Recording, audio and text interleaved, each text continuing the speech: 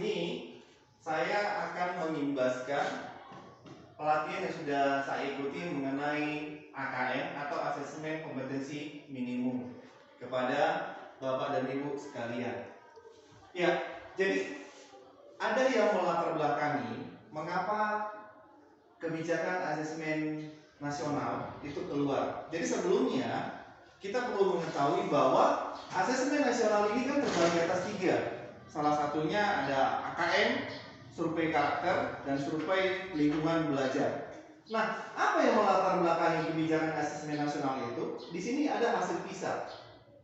Ya Bapak Ibu, di mana skor PISA Indonesia itu stagnan dalam 10-15 tahun terakhir. Kondisi ini menyebabkan Indonesia menjadi salah satu negara yang konsisten dengan peringkat hasil PISA yang terendah.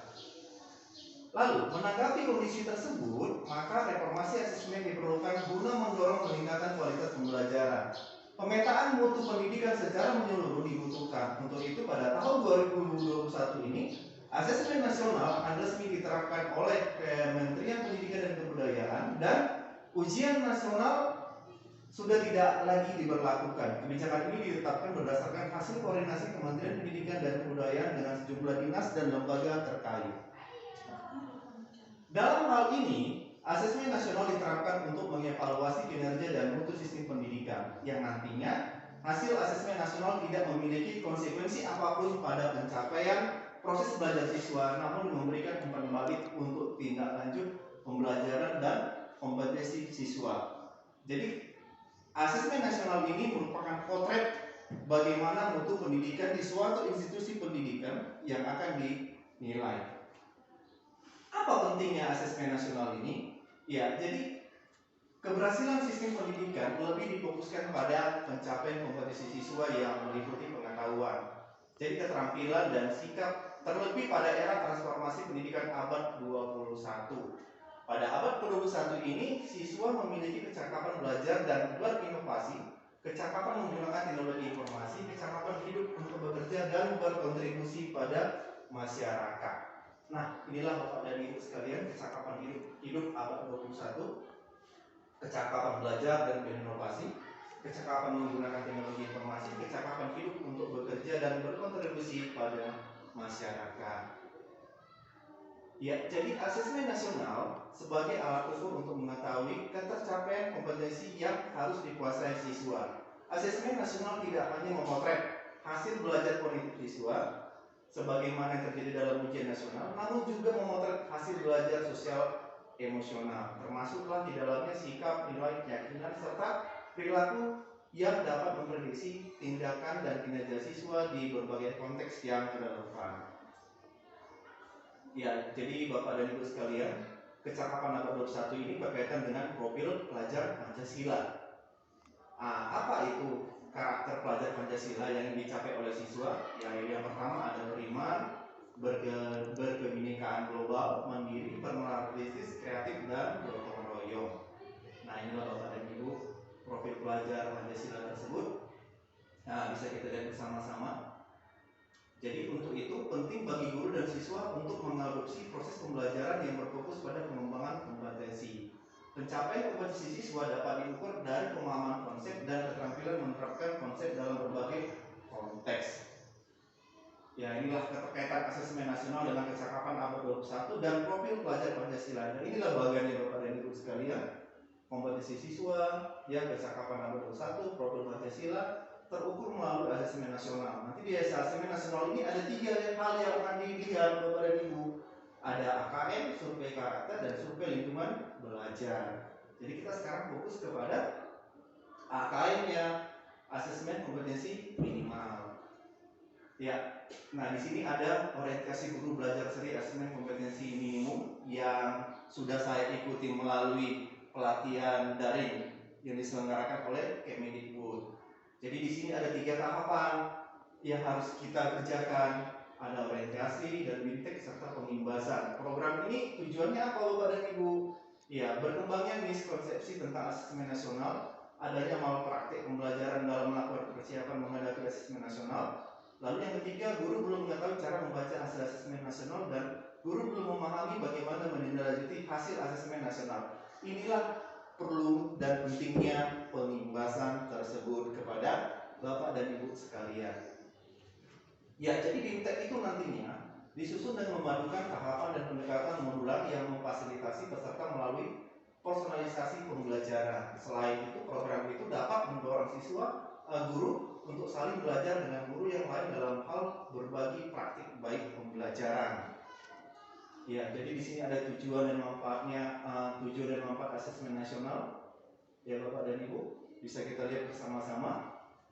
Nah, di sini ada manfaat asesmen nasional itu. Yang pertama ada potret kualitas pembelajaran, ada umpan balik peningkatan kualitas pembelajaran di sekolah, ya, terutama di SMP kita ini.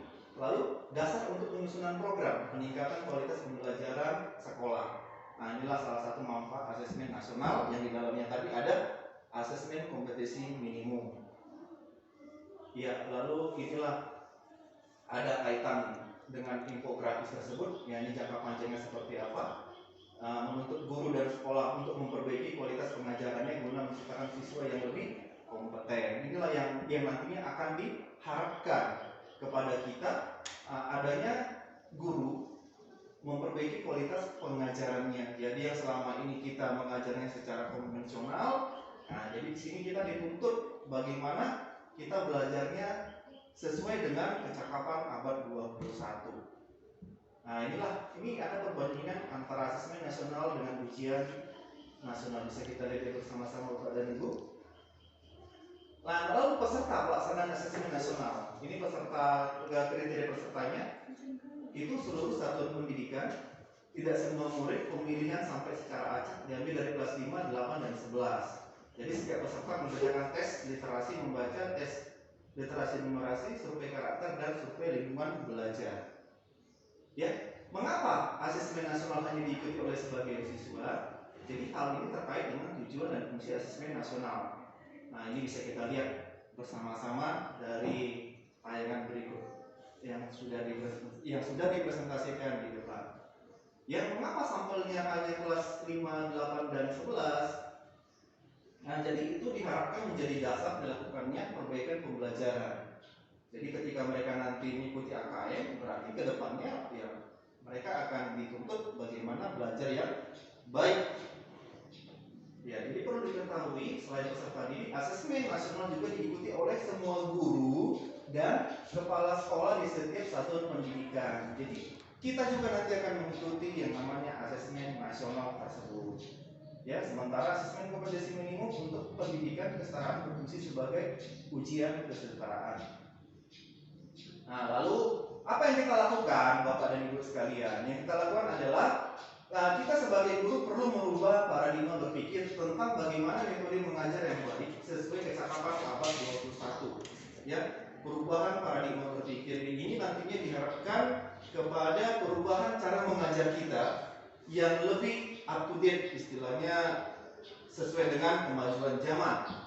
Lalu mengubah bentuk soal yang akan kita ujikan kepada siswa. Yang selama ini contohnya kita selalu berfokus soal kita hanya seperti itu aja. Contohnya, di manakah si Budi tinggal? Jadi sekarang tidak seperti itu lagi yang dituntut Bapak dan Ibu. Ya, kita soalnya itu lebih mengacu kepada penalaran yang di dalamnya memuat literasi, literasi dan numerasi. Lalu yang terakhir, pentingnya kita mengikuti BIMTEK pelatihan seri AKM yang diselenggarakan oleh Kemendikbud. Bagaimana caranya?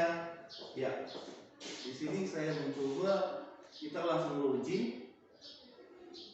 Ya, yang pertama itu kita login melalui halaman GTK Belajar Kemendikbud.go.id. Nah, ini sudah saya tampilkan Bapak dan Ibu.